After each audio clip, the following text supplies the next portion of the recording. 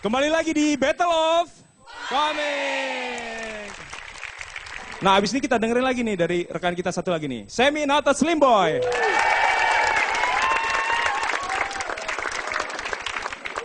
Selamat malam.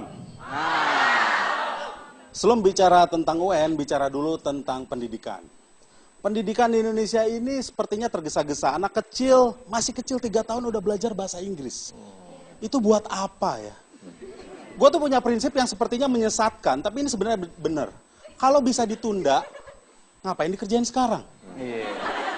Kalau semua dikerjain sekarang, besok ngapain? Kalau nggak bisa ditunda, lu kerjain. Dan dalam UN yang dikerjain soal-soal.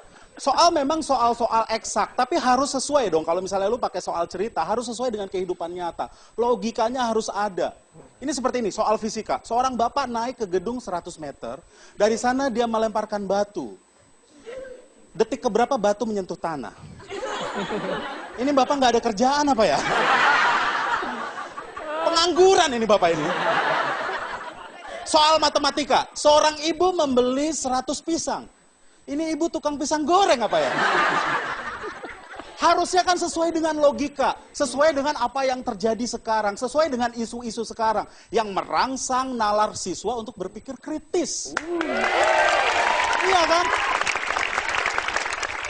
Contohnya seperti ini. Soal matematika, seorang bapak tertangkap korupsi Rp1. Dia lalu pergi ke atas Monas. Dia mau gantung diri. Siapa nama bapak itu? Harusnya seperti itu. Sama seperti Arif, zaman gua itu tidak UN, tapi Eptanas. Eptanas soalnya juga sama. Oleh pemerintah, dibuat oleh pemerintah, didistribusikan oleh pemerintah, dan gak pernah telat. Dan kalau sekarang UN telat, untung sekarang udah ada Twitter, ada televisi. Apa yang terjadi 1 jam lalu, bahkan 1 menit lalu, kita bisa lihat di timeline, kita bisa lihat di TV. Betul kan?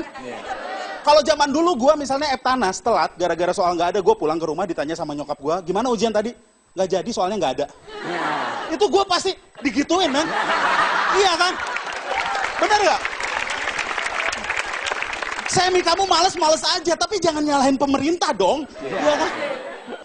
Kalau dulu UN, kalau dulu Eptanas, sekarang UN, ya kan? Lu kalau misalnya ikut UN dan nggak lulus atau misalnya nilai lu jelek, lu jangan kecil hati disebut nggak pinter, nggak apa-apa men. Buktinya yang mengurus UN, yang mendistribusikan soal, itu juga carut marut. Berarti dia juga nggak pinter. Dan dia bisa jadi menteri. Jadi jangan kecil hati, lu nanti bisa jadi menteri. Dan lu tahu sekarang namanya UN, dulu namanya Eptanas. Sebenarnya sistemnya nggak jauh berbeda. Sistemnya nggak jauh berbeda, mungkin parameter pengukurannya berbeda. Kalau memang parameternya berbeda, ya diubah aja sistemnya. Kenapa harus mengubah nama? Seolah-olah kalau nggak diubah nama tuh nggak afdol. Ya kan? Seolah-olah itu tuh jadi nunjukin supaya ada kerjaan aja. Apa prestasi kamu? Saya mengubah nama dari Eptanas menjadi UN.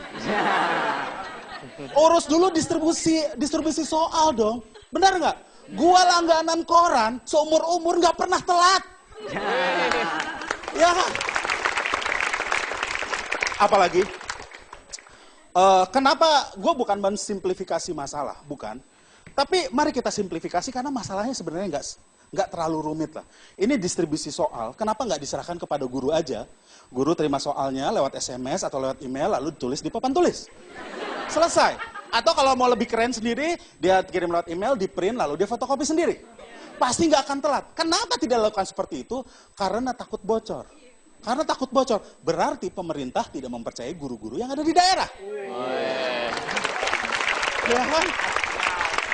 Nah sekarang kalau ada sistem yang pemerintah sendiri tidak percaya terhadap kualitas guru-gurunya, gue disuruh mempercayai anak gue sekolah di situ. Kan itu kan aneh, ya kan? Seperti halnya ini sudah menjadi rahasia umum, kalau pejabat-pejabat kita menyekolahkan anaknya di luar negeri. Ya kan? Dan kalau kita tanya pasti dia punya jawaban. Pak, kenapa Bapak menyekolahkan anak Bapak di luar negeri? Ini sistem kan Bapak yang bentuk, ini sistem Bapak yang urus. Dia akan jawab, justru karena gue yang ngurus, men. Gue tuh memang orangnya nggak bisa dipercaya. Ya kan? Itu sama seperti iklan-iklan kecantikan. Pakailah produk kecantikan, kosmetik. Lu percaya mereka pakai itu? Mereka pasti pakai yang lebih mahal. Dan lu disuruh pakai itu. Iya kan? Dan lu dengan memakai kosmetik yang tadi, lu berharap akan secantik dengan model-model itu. Lu udah gak ketolong, men.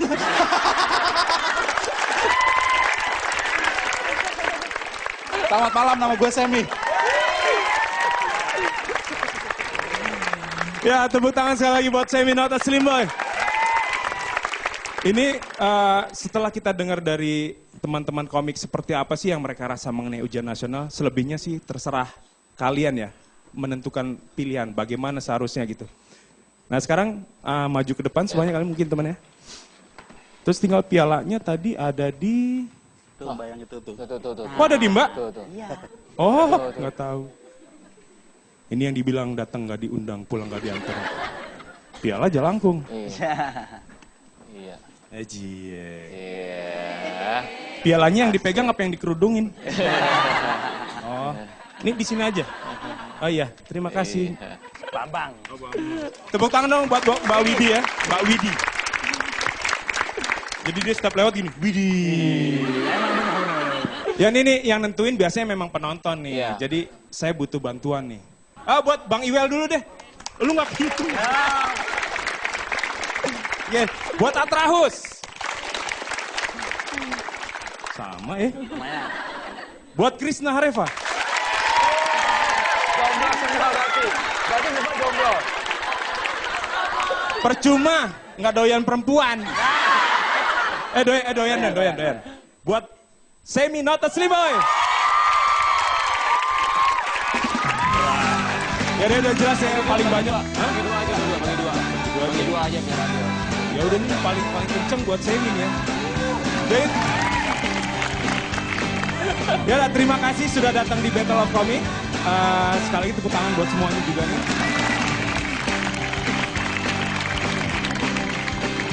Oke, sampai ketemu di Battle of Comic.